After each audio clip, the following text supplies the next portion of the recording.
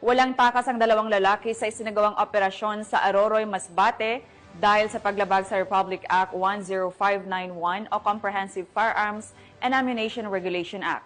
Yan ang tinutukan ni Patrolwoman Jeradel Loterte.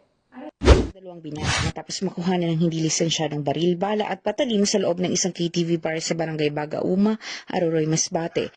Kinilala ang mga suspect na si alias Bert at Enzo, parehong 24 na taong gulang at mga magsasaka. Sa ulat ng Aroroy Municipal Police Station, nagsagawa ng mobile patrol ang mga pulis nang may isang concerned citizen na lumapit at nagsabing may dalawang lalaki umanong armado na hindi na matukoy ang uri ng baril sa nasabing lugar. Agad na nagtungo sa lugar ang mga pulis kasama ang testigo, saka nakita ang isang kalibre 45 pistol na nakasukwit sa baywang ni Bert na may kasamang magazine na naglalaman ng 3 bala. Samantala, na-recover naman kay alias Enzo ang isang magazine para sa kalibre 45 na may 8 bala at 2 patalim. Resto ang dalawang akusado matapos na wala na silang naipakitang kaukulang dokumento para legal na magmay-ari o makapagpadala ng mga nasabing armas at bala.